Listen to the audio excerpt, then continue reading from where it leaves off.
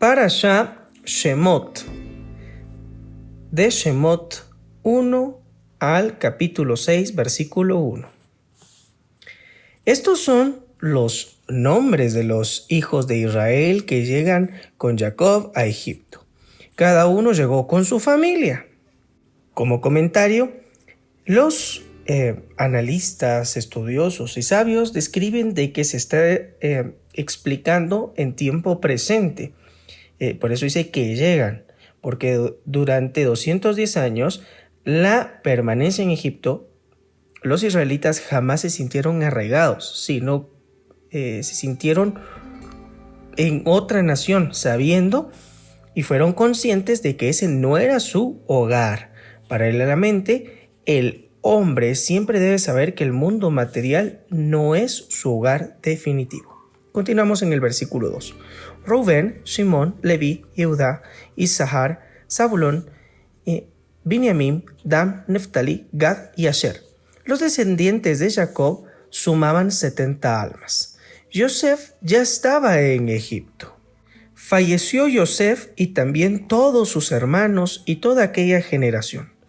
Los israelitas eran muy fértiles y prolíficos y se multiplicaban cual enjambres.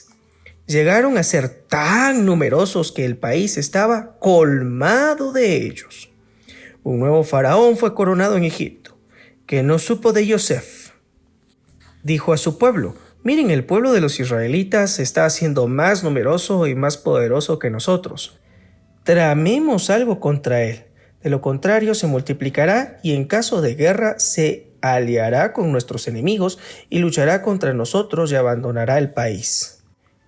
Hay otra traducción para ello y sería: de lo contrario, nos expulsará de nuestra tierra. Continuamos en el versículo 11. Por eso los egipcios nombraron sobre él, es decir, sobre el pueblo de Israel, recaudadores de impuestos para oprimirlo con sus cargas. Los israelitas fueron obligados a edificar ciudades de depósitos para Paro, es decir, Faraón. ¿Cuáles son? Pues bueno, está Pitón y Ramsés, ubicadas al noreste del delta del Nilo. Pitón sería la ciudad de Tanis, centro comercial del antiguo Egipto. Versículo 12. Sin embargo, cuando más lo maltrataban, más se incrementaba y más se expandía. Por eso los egipcios estaban intranquilos por los israelitas. Los egipcios esclavizaron a los israelitas con trabajos forzados. Les amargaron sus vidas con arduos trabajos, con trabajos de albañilería, los cuales involucraban argamasa y ladrillos, así como con todas las tareas de campo. Todo el trabajo que les hacían hacer era forzado y su finalidad era quebrantarlos. Asimismo, el faraón de Egipto habló con las parteras hebreas. Una se llamaba Shifra y la otra Puá. Eran la madre y la hermana de Moshe, según los comentarios, también conocidas como Yoheved y Miriam respectivamente. Versículo 16. Y les dijo: cuando asistan a las hebreas en el parto, cuando las vean ya preparadas en el sillón de partos, si el recién nacido fuese un niño, deberán matarlo. Pero si fuese una niña, déjenla con vida. Pero las parteras temieron a Elohim y no hicieron lo que les dijera el faraón de Egipto, sino que dejaron vivir a los niños. Shemot, capítulo 1, versículo 18. El faraón de Egipto citó a las parteras y las reprendió. ¿Por qué hicieron eso? ¿Por qué dejaron vivir a los niños? Porque las hebreas no son como las mujeres egipcias, respondieron las parteras a Paro, sino son expertas como parteras y dan a luz antes de que llegue el asistente. Por eso, Elohim favoreció a las parteras. El pueblo seguía creciendo en número y se hizo muy poderoso. Puesto que las parteras temieron a Elohim, él las recompensó concediéndoles casas. Paro ordenó a todo su pueblo diciendo: todo varón que nazca, sea tanto israelita o egipcio, deberán arrojarlo al río, y a toda niña la dejarán vivir. Shemot capítulo 2, versículo 1. Un hombre de la casa de Leví fue y se casó con una hija de Leví. Los comentaristas dicen que Amram, que es nieto de Leví, se casó con Jehobed, que es hija de Leví, de la cual se había separado antes del decreto infanticida del faraón, pero ahora decidió volver a ella, y por eso dice, fue y se casó. Fue y se casó nuevamente con su esposa. Eso quiere decir. Versículo 2. La mujer quedó embarazada y tuvo un hijo. Vio que era un niño excepcional y lo tuvo escondido 3 meses. Aquí pues está hablando del tercer hijo del matrimonio. Después de Miriam y de Aarón nace Moshe. Versículo 3. Pero al no poder ocultarlo más tiempo, tomó un canastillo de juncos y lo recubrió con arcilla por dentro y con brea por fuera. Colocó en él al niño y lo dejó entre los juncos a la orilla del río Nilo. La hermana del niño, que es Miriam, se ubicó a cierta distancia para estar al tanto de lo que pasase con él. La hija de Paro bajó al río para bañarse, mientras sus sirvientas se separaban por la orilla del Nilo. Ella vio el canastillo entre los juncos y envió a su criada para que lo trajera. Al abrirlo, vio un niño. Como comentario, literalmente no dice vio al niño, sino literalmente dice lo vio. El niño lloraba. Le tuvo compasión y dijo, este niño es hebreo. Como comentario vale la pregunta, ¿y cómo sabía que era hebreo? Creo que sabes la respuesta. Versículo 7. Entonces propuso la hermana del niño a la hija de Paro, ¿qué te parece si voy a llamar para ti una nodriza de entre las hebreas para que te críe al niño? La hija de Paro no sabía que su interlocutora era la hermana del niño. Versículo 8. Y la hija de Paro le respondió, ve por ella. Fue la muchacha y llamó a la madre del niño. Y la hija de Paro le dijo, lleva a este niño y críamelo, yo te pagaré. Entonces la mujer se llevó al niño y lo crió. Al crecer el niño, la madre lo entregó a la hija de Paro, que lo adoptó como hijo y lo llamó Moshe, significando de las aguas lo saqué. Shemot, capítulo 2, versículo 11.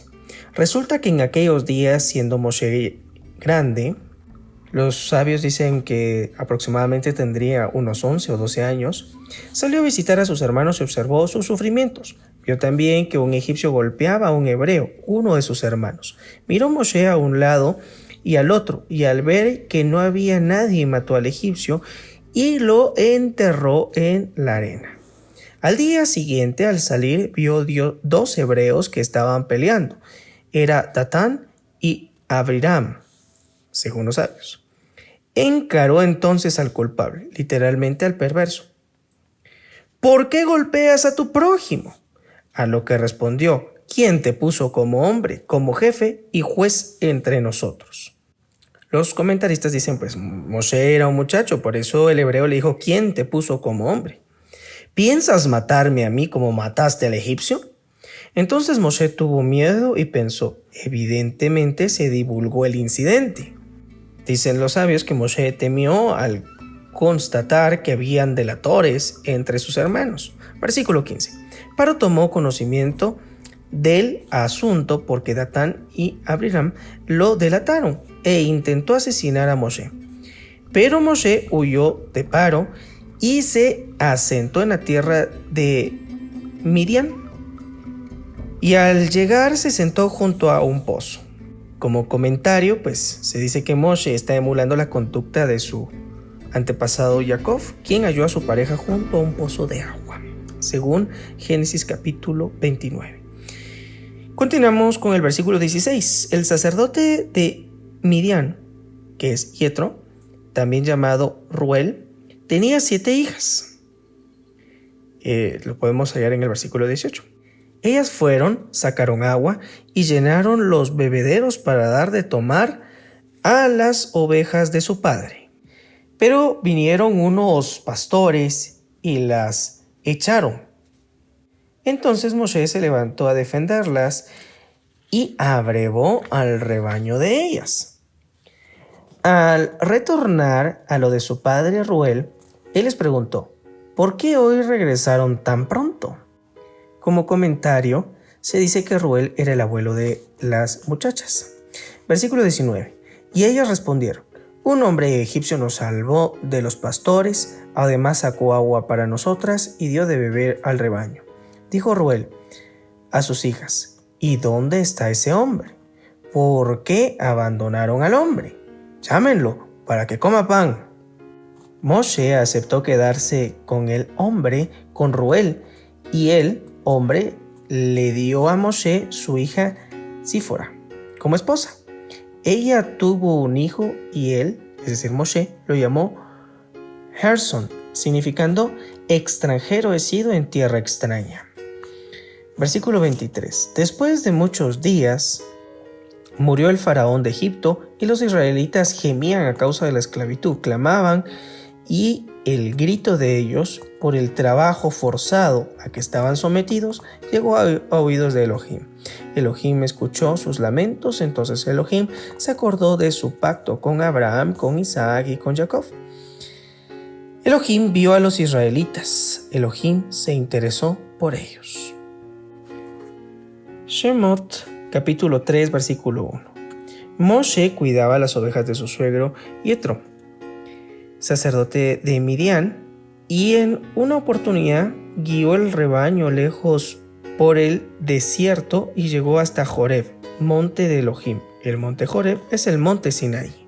Como comentario vale la pena hacer mención de que se establece en la Torah que su suegro Yitro es sacerdote de Midian, porque en su tiempo él dirigía a los madianitas en culto pagano. Es precisamente por esa razón que los pastores fueron a molestar a las hijas de él en el pozo, porque él abandonó el paganismo. Versículo 2. Allí, el ángel de Hashem se le presentó en una llama de fuego en medio de una zarza. Miró y advirtió que la zarza ardía en el fuego y no obstante la zarza no se consumía. Dijo Moshe, me acercaré para contemplar este gran fenómeno. ¿Por qué la zarza no se consume?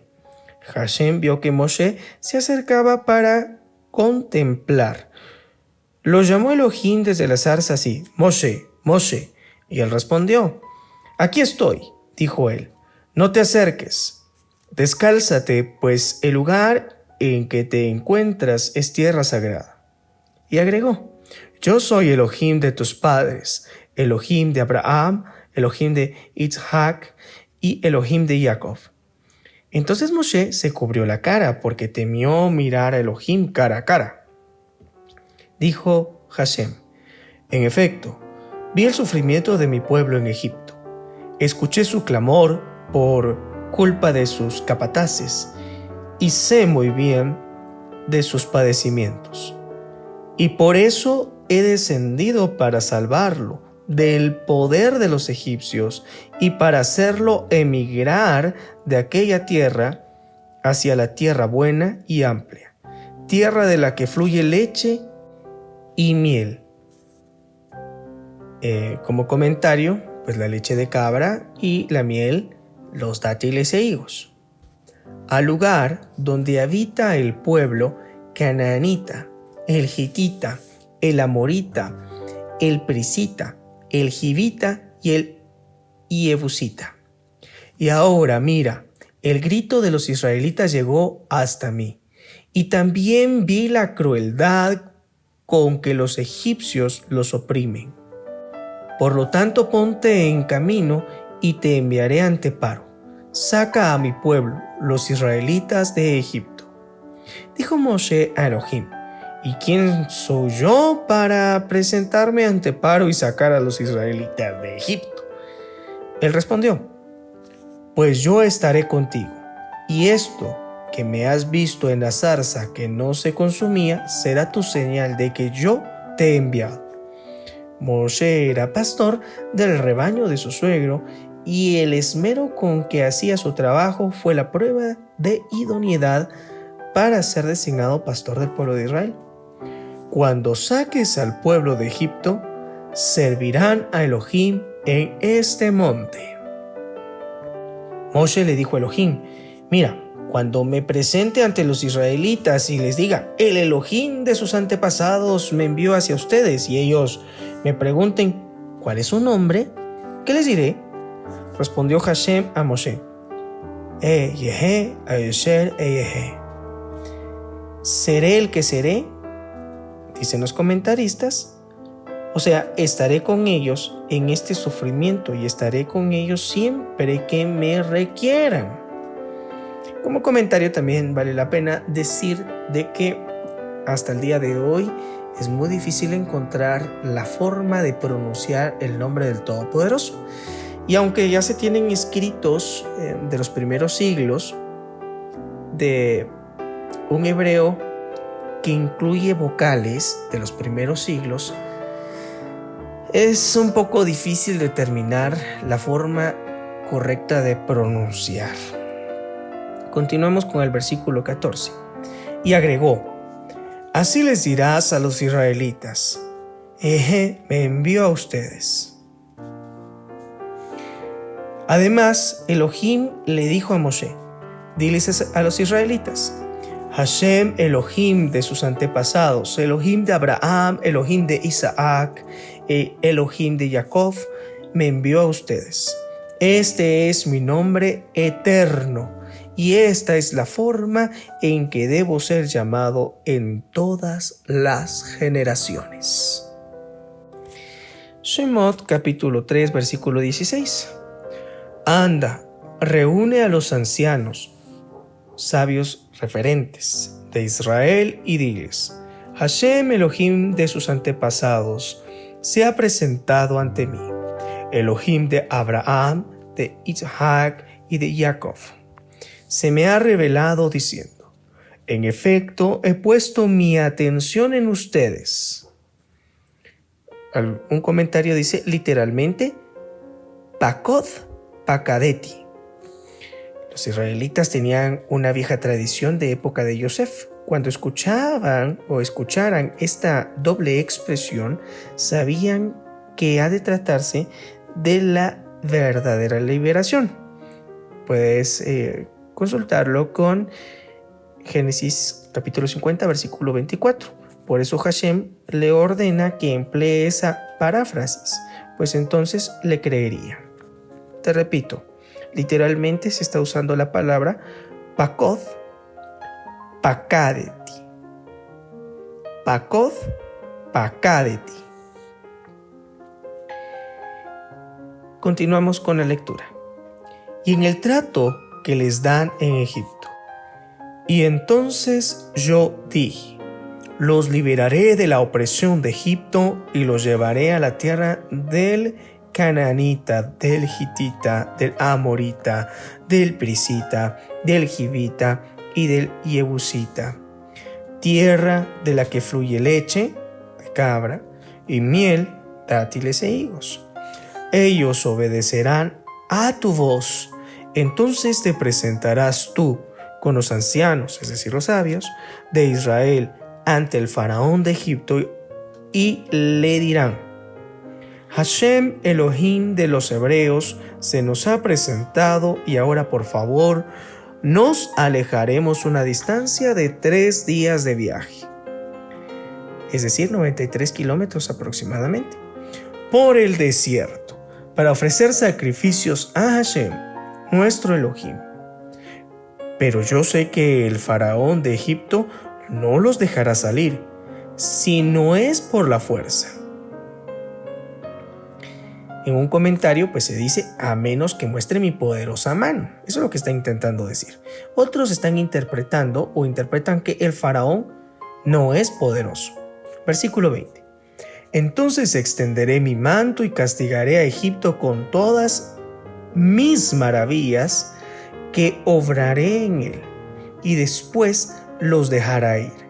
Además, agraciaré a este pueblo a los ojos de los egipcios, de modo que cuando partan no se vayan con las manos vacías.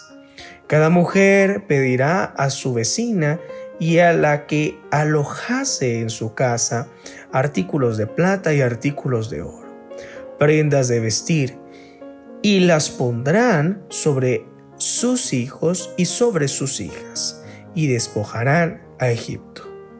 Continuemos con el capítulo 4, versículo 1. Moshe respondió: ellos no me creerán ni escucharán mi voz, pues dirán: Hashem no se te presentó.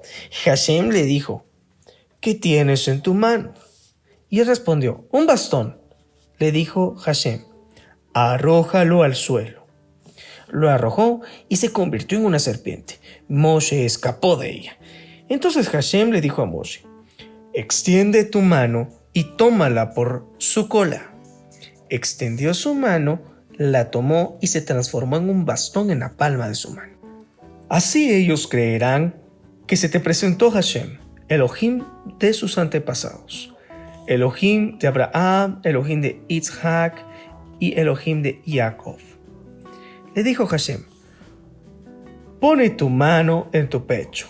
Y él puso su mano en su pecho y la sacó. Su mano estaba enferma de Tzarat, que es una especie de lepra, y estaba blanca, como la nieve.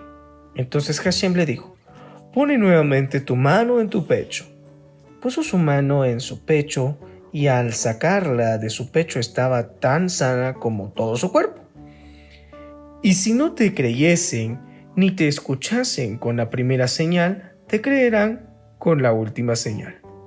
Y si no creyesen a ninguna de estas dos señales, ni prestarán atención a lo que les dijeses, entonces tomarás agua del río Nilo y la derramarás en la tierra. El agua que tomarás del río se convertirá en sangre al tomar contacto con la tierra.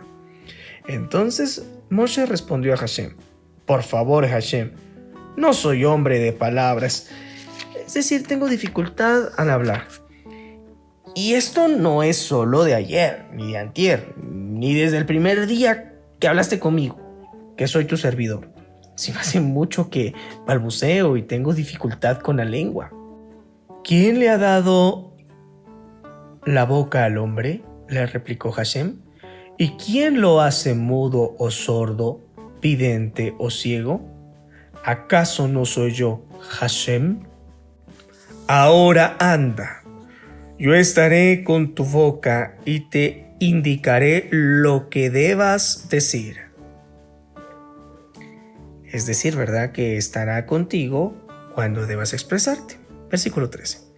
Pero Moshe insistió: por favor, Hashem, por favor, envía otro emisario al que acostumbrarás a enviar, en referencia a su hermano Aarón. Entonces Hashem se enojó con Moshe y le dijo: ¿es que no es Aarón el levita tu hermano? Yo sé que él puede hablar. Mira, él irá a tu encuentro. Es decir, cuando vayas a Egipto, Aarón saldrá a tu encuentro. Y cuando te vea, se alegrará. Tú le hablarás a él y pondrás las palabras en su boca. Y yo, por mi parte, estaré en tu boca y en su boca indicándoles lo que deban hacer. Él hablará por ti al pueblo. Él será tu boca, es decir, tu vocero. Y tú le dirás a él lo que deba decir como si fuera su amo. Toma en tu mano este bastón con el que harás los milagros. Shemot, capítulo 4, versículo 18. Entonces Moshe se fue y volvió a lo de su suegro Yetro. Y le dijo: debo regresar junto a mis hermanos que están en Egipto, veré si aún viven. Y Yetro le respondió a Moshe: anda en paz. Hashem le dijo a Moshe, mientras aún estaba en Midian: anda, retorna a Egipto, porque murieron todos los que pretenden matarte. Como comentario, es importante prestar atención de que menciona que todavía están vivos. Por eso dice: murieron todos los que pretenden matarte. Está aludiendo a la fortuna que ellos tendrán. Versículo 20. Moshe tomó a su mujer y a sus hijos, los montó sobre el asno y se volvió a la tierra de Egipto. Moshe tomó en su mano el bastón de Elohim. Dijo Hashem a Moshe: Al volver a Egipto, pone tu atención en hacer ante Faraón todas las maravillas que habré puesto al alcance de tu mano. Yo haré que él se ponga terco y no deje salir al pueblo. Le dirás a Faraón: así dijo Hashem, Israel es mi hijo, mi primogénito. Y te digo que dejes salir a mi hijo para que me adore. Pero si te niegas a dejarlo salir, yo mataré a tu hijo mayor. Versículo 24. Resulta que en el viaje, en la hostería, Hashem, por medio de un ángel que tomó forma de serpiente, salió al encuentro de Moshe e intentó matarlo. Entonces Sifra tomó un cuchillo de piedra y le cortó el prepucio a su hijo. Y al arrojar el prepucio a los pies de Moshe, dijo, refiriéndose a su hijo: tú eres el asesino de mi esposo. Es decir, estuviste a punto de provocar la muerte de mi esposo. Versículo 26. El ángel de la muerte lo soltó a Moshe y ella dijo: mi esposo casi muere a causa de la circuncisión. Es decir, por no haber circuncidado a su hijo. Hashem le dijo a Aarón: anda al desierto al encuentro de Moshe. Fue y lo encontró en el monte de Elohim y lo besó. Entonces Moshe le contó a Aarón todas las palabras de Hashem, la misión que le ordenó y todas las maravillas que le encomendó. Moshe y Aarón fueron y reunieron a todos los ancianos, sabios referentes de los israelitas. Aarón expuso todas las palabras que dijera Hashem a Moshe, quien hizo las señales milagrosas a los ojos del pueblo. El pueblo creyó, aceptaron el mensaje que Hashem ha otorgado especial providencia a Israel y que él ha visto su sufrimiento. Entonces inclinaron la cabeza y se prosternaron. Shemot, capítulo 5, versículo 1. Cuando Moshe y Aarón fueron a pedirle a Faraón, así dijo Hashem Elohim de Israel: deja salir a mi pueblo para que me celebren en el desierto. Celebrar, pues, alude a hacer ofrendas a Hashem. Versículo 2. Pero Faraón respondió: ¿quién es Hashem para que yo le obedezca y deje salir a Israel? No conozco a ese Hashem, ni tampoco dejaré salir al pueblo de Israel. Entonces ellos replicaron: el Elohim de los hebreos se nos ha presentado. Así que iremos al desierto, a una distancia de viaje de 3 días, y ofreceremos sacrificios a Hashem, nuestro Elohim, para evitar que nos provoque la muerte con una peste o al filo de una espada. Dentro de los comentarios dice que este es un eufemismo, para que Hashem no te provoque la muerte a ti.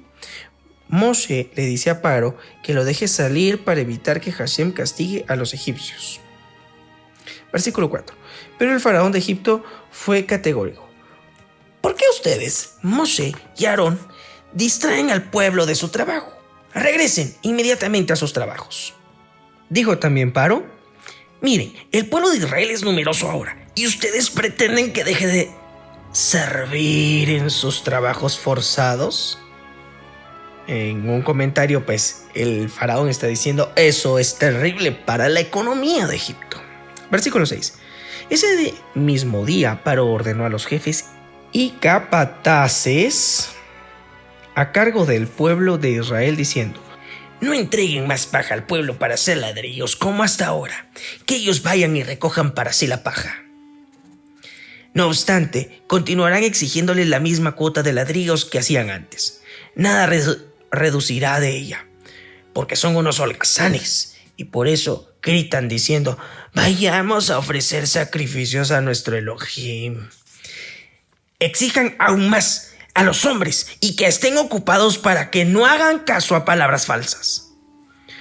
Salieron entonces los jefes y capataces a cargo del pueblo y se dirigieron al pueblo diciéndole: así dijo Faraón: ya no les daré más paja. Ustedes mismos deberán ir y recoger paja en donde la encuentren, pero no por eso podrán disminuir su cuota de trabajo. Entonces el pueblo se esparció por toda la tierra de Egipto a juntar rastrojo para usarlo como paja. Los jefes egipcios presionaban diciendo: terminen el trabajo, completen la cuota diaria estipulada como cuando había paja. Los capataces de los israelitas, quienes fueran nombrados por los jefes de paro para ejercer sobre ellos, es decir, sobre los hebreos, eran castigados y les decían: ¿cómo es que ni ayer ni hoy completaron ustedes la misma cuota de ladrillos que hacían antes? Entonces los capataces israelitas fueron a quejarse ante Paro, diciendo: ¿por qué trata usted así a sus esclavos? No se nos da paja, pero se nos exige que hagamos la misma cantidad de ladrillos. Y además nosotros, tus esclavos, somos castigados. Es un pecado sobre su pueblo, Faraón. Pero él replicó: ustedes son unos holgazanes, ¡holgazanes! Por eso piden ir a ofrecer sacrificios a Hashem. Vayan a trabajar. No se les dará más paja y aún así deberán entregar la misma cantidad de ladrillos. Los capataces israelitas los vieron a sus hermanos esclavizados en la mala situación en la que se encontraban, pues se les exigía que no disminuyeran la cuota diaria de ladrillos. Al salir de su entrevista con el faraón, otros israelitas, Datán y Abiram, se encontraron con Moshe y Aarón y le dijeron: que Hashem observe y los castigue a ustedes, porque ustedes son culpables de que seamos aborrecidos a los ojos de Paro y a los ojos de sus sirvientes. Ustedes pusieron la espada en mano de ellos para matarnos. Moshe se dirigió a Hashem diciendo: mi amo, ¿por qué haces el mal a este pueblo? ¿Por qué me has enviado? Pues desde que vine ante Paro a hablarle en tu nombre, él maltrato aún más a este pueblo y tú no has salvado a tu pueblo. Shemot, capítulo 6. Hashem le dijo a Moshe: ahora verás lo que le haré a Paro, porque a través de mi mano fuerte los dejará ir, y con mano fuerte los echará de su tierra. Eso quiere decir que Hashem iba a sacar a los israelitas de Egipto por la fuerza, incluso contra la voluntad de ellos, pues ni siquiera pudieron prepararse alimentos para el viaje. Haftarah Shemot, Isaías capítulo 27, versículo 6 al 28, capítulo 13. También leeremos el capítulo 29, del versículo 22 al 23.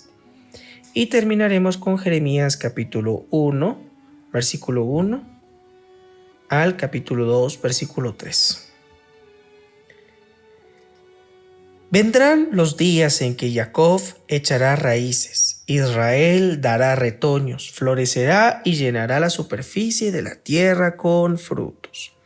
¿Acaso Hashem golpeó a Israel tan severamente como a sus opresores? ¿Acaso Hashem dio muerte a Israel como le diera muerte a sus asesinos? De acuerdo a su medida de transgresión, él arremetió contra sus sembradíos, haciendo volar sus frutos de un soplo como en un día tormentoso. Así será perdonada la transgresión de Jacob, y ese es el fruto provechoso de quitar su falta, o sea, pulverizar sus altares paganos de piedra caliza y no dejar en pie asherim, es decir, árboles de idolatría, ni imágenes al servicio del culto idólatra al sol. La ciudad fortificada, el enemigo de Israel, quedará aislada, morada, olvidada y abandonada como el desierto. Allí pasta el ganado, allí se echa a descansar y consume sus ramas. Las ramas se secan y luego se quiebran. Entonces las mujeres las recogen y las echan al fuego. Ellos, es decir, los enemigos, son un pueblo sin entendimiento, de modo que su hacedor no tendrá piedad de ellos y su creador no les mostrará su gracia. En aquel día Hashem sacudirá los árboles desde Asiria sobre el río Éufrates hasta el arroyo de Egipto. Ustedes, israelitas, serán recogidos uno por uno. Entonces sonará el gran shofar, es decir, la trompeta de cuerno que anuncia la redención, y vendrán los exiliados a la tierra de Ashur, de Asiria, y los dispersados en las tierras de Egipto, y se prosternarán ante Hashem en el santo monte de Jerusalén. Leeremos a continuación Isaías capítulo 28. ¡Ay, dirigentes borrachos y altaneros de Efraín! El encanto de su gloria es una flor marchita. Es como un valle de aceite sobre la cabeza de los dominados por el vino. Mira, mi amo tiene algo fuerte y poderoso. Tormenta de granizo, huracán destructor, temporal de agua.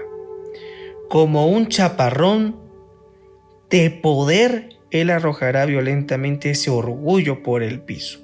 La corona de la soberbia de los borrachos de Efraín será pisoteada, y el brote marchito, el encanto de su gloria, que es como un valle de aceite sobre su cabeza, será como un higo que madura antes del verano. Cualquiera que lo vea, lo tragará mientras aún lo tenga en su mano.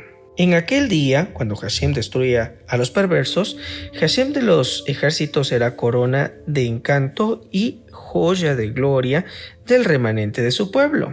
También será espíritu de juicio para el que se siente a juzgar, es decir, inspirará a los jueces para que juzguen con integridad.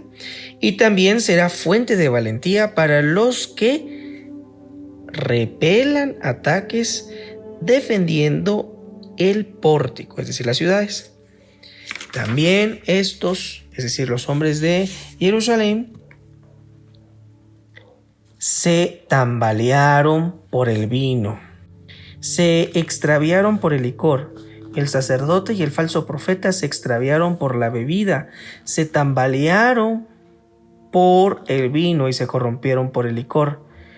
Yerran en visión, es decir, se niegan a aceptar el reproche del profeta y pervierten la justicia.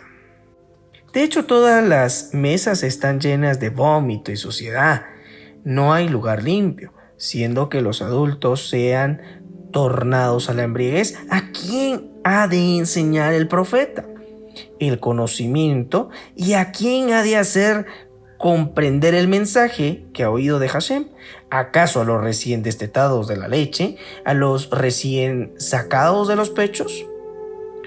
Porque es precepto tras precepto, precepto tras precepto, línea tras línea, línea tras línea, un poquito aquí, un poquito allá. Eso quiere decir que el profeta debe transmitir sus palabras paso a paso, porque la gente corta de entendimiento por causa de sus embriagueces. No es capaz de absorber de una vez todo el caudal de enseñanzas. Versículo 11.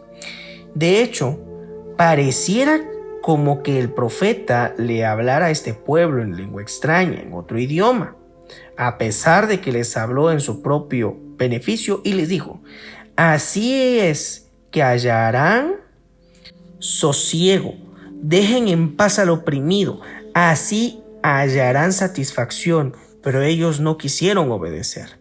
Para ellos la palabra de Hashem era un precepto a un precepto, un precepto a un precepto, una línea a una línea, una línea a una línea, un poquito allí, un poquito allá. En un comentario se dice, es decir, ellos desecharon los mandamientos de Hashem por haberlos considerado meras restricciones a restricciones, en vez de atribuirles su real importancia. Y por eso, por ese desdén a los mandamientos de Hashem, continúa la lectura y dice: cuando avancen caerán hacia atrás, se quebrarán, serán atrapados y capturados. Isaías capítulo 29, versículo 29. Por eso Hashem, que redimió a Abraham del horno encendido en la ciudad de Ur, le dice a la casa de Jacob: ya no se avergonzará más Jacob, y su rostro ya no se pondrá pálido de vergüenza, pues verá a sus hijos, obra de mis manos, en su medio. Ellos santificarán mi nombre, santificarán al Santo de Jacob y alabarán al Elohim de Israel. Ahora leemos al profeta Jeremías capítulo 1. Palabra de Yirmeyahu, hijo de Hilkiahu, uno de los sacerdotes de la ciudad de Anatot, en territorio de Binyamin. La palabra de Hashem se le reveló a él en los días de Yeshiahu, hijo de Amón, rey de Judá, en el 13º año del reinado. Como comentario, pues esto es a los 40 años antes de la primera destrucción de Jerusalén. Y también durante el periodo del rey de Jehoiakim, hijo de Josiahu de Yehudá, hasta el fin del 11º año del rey Sidiquiahu, hijo de Josiahu de Yehudá, cuando Jerusalén fue exiliada en el 5º mes, es decir, en el mes de Av. Se me reveló la palabra de Hashem: te conocí, es decir, te elegí antes de que te formara en el vientre, y antes de que emergieres del vientre materno te santifiqué, y te designé profeta para las naciones. Pero yo respondí: ay de mí, Hashem Elohim, mira que no sé hablar, pues aún soy niño. Hashem me dijo: no digas soy un niño, pues irás a donde yo te envíe y dirás todas las profecías que yo te ordene. No les temas a tus eventuales enemigos, pues yo estoy contigo y yo te salvaré, dijo Hashem. Luego Hashem extendió su mano y me tocó la boca para purificarme. Me dijo Hashem: mira, pongo mis palabras en tu boca. Mira, hoy te he designado sobre las naciones y sobre los reinos para arrancar y para derrumbar, para destruir y demoler, para construir y sembrar. Se me reveló la palabra de Hashem. ¿Qué ves, Yirmeyahu? Veo una rama de almendro, respondí. Hashem me dijo: viste bien, pues yo soy diligente en cumplir mi palabra. Se me reveló la palabra de Hashem por segunda vez. ¿Qué ves? Veo una olla que hierve y que está orientada hacia el norte, respondí. Hashem me dijo: del norte vendrá un desastre contra todos los habitantes de la tierra. Llamaré a todas las tribus y reinos del norte, dice Hashem.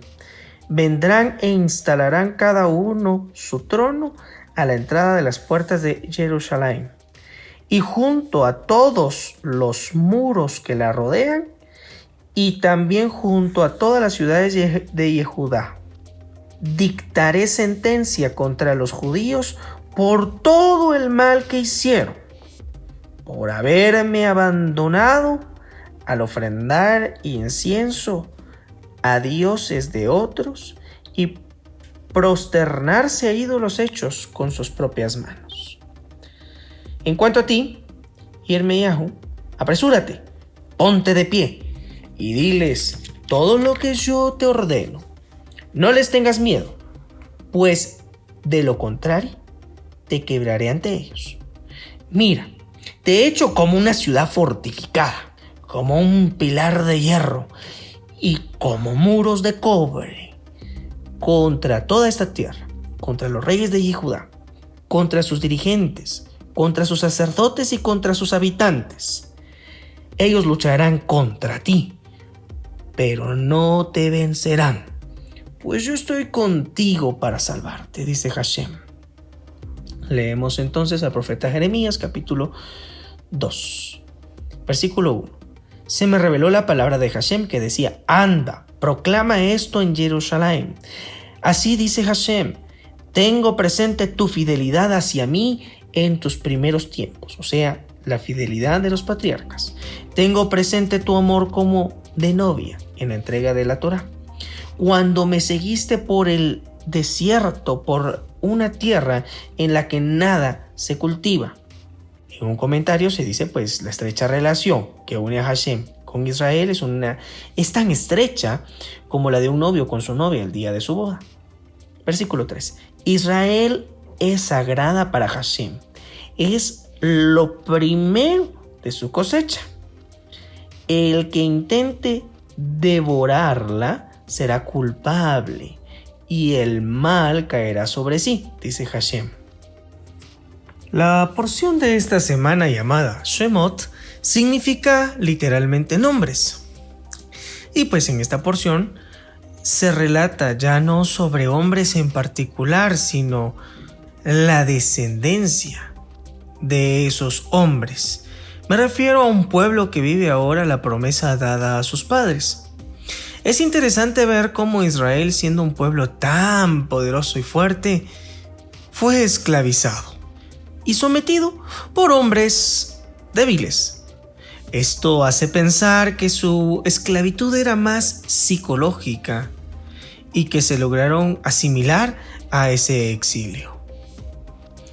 De la promulgación del asesinato de los niños, aprendemos que Egipto es figura de los exilios que Israel pasará. Egipto buscará hacer que eduquemos a nuestros niños de cierta manera, indicando que es el camino correcto que promete al éxito material y social.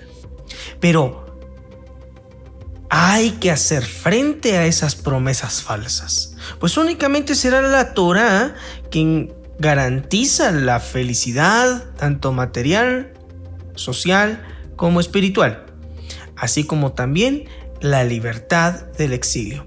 No dejemos que nuestra mente caiga en esos juegos. De Moisés aprendemos que debemos de confiar y no perder la paciencia, pues al tiempo del Eterno se darán las respuestas a nuestras inquietudes. Es pues menester mostrarle al Creador que nos interesa su proyecto para que Él nos llame. Es por ello que cuando Moisés se acerca a la zarza ardiendo, fue llamado luego de que él dio el primer paso y se acercó. Hoy pues demos el primer paso para que el mismo Creador nos pueda llamar. Como creyentes, a veces perdemos las esperanzas y preguntamos en nuestro corazón o tenemos duda si realmente seremos salvados. Pero solamente tras el mérito del sufrimiento seremos redimidos. En ciertas oportunidades quizás nos enfrentaremos a alguien que busque imponer sobre nosotros un estilo de vida, así como el faraón. El consejo sería que seamos prudentes para no sucumbir a esa presión, pues el resultado final será que ese faraón nos terminará obligando a que seamos nosotros los que nos ahoguemos o nuestros hijos. Tomémonos pues la vara del Eterno, tomemos esa vara, así como Moisés lo hizo en Éxodo capítulo 4, versículo 20. Moisés no es que desconfiara del Eterno y por eso preguntara por la opresión que iba en aumento en el pueblo de Israel, sino que a pesar de ser un hombre de fe, esa fe no es heredada, debe de ser vivida. Y lo que necesitaba hacer Moisés era vivir esa fe. A lo largo de la historia surge una de las preguntas más grandes de la humanidad. ¿Por qué el Creador permite el sufrimiento? Sin duda que no existe una respuesta que en nuestra mente humana y finita pueda comprender. Pero tranquilos, ese misterio será revelado cuando se abra el libro, luego de que sus 7 sellos hayan sido quitados según la visión de Juan. Ante la pregunta de Moisés respecto al mal que sufre el pueblo, la respuesta divina es mostrar su nombre, su identidad diciendo, yo soy el que soy, o también literalmente seré el que seré. Esto quiere decir que el Creador estará con nosotros en el dolor, en la angustia, en las aflicciones, en las desgracias, en los exilios, en las persecuciones y en las tribulaciones. Cuando Jacob debe descender a Egipto, recordamos que se mencionan que fueron 69 almas las que le acompañaban, pero la escritura nos dice que son 70. ¿Quién se confundió bien? Esto lo hemos platicado en anteriores porciones, pero lo traemos a colación, lo traemos en referencia, puesto que nos recuerda que el mismo Creador dijo, no tengas miedo de bajar a Egipto, porque te estableceré como gran nación allí. Descenderé con ustedes a Egipto y te traeré nuevamente. Génesis capítulo 46, versículos de 3 al 4. Esto quiere decir que el Todopoderoso se contó dentro de esas 70 almas. Él siempre nos acompañará en todo momento. No perdamos la fe. Para esta semana te sugiero que puedas profundizar en los siguientes temas, que puedas indagar. ¿Cuáles son las funciones y los tipos de arca o de arcas que han existido en las escrituras? Todas tienen de propósito salvar. El verdadero nombre del Creador y su pronunciación. La angustia, una respuesta al futuro. Y como ejercicio, pues te invito a que también puedas meditar y descubrir en ti qué cambios en tu carácter has tenido como resultado o fruto de las pruebas que has atravesado. La respuesta a esta pregunta puede ser la llave para descifrar el proyecto de vida que tienes. Mi nombre es Juan Carlos Castillo Rodríguez y te deseo muchas bendiciones. No dejes de visitar nuestras redes sociales y nuestro sitio web www.shedeur.com. Shalom.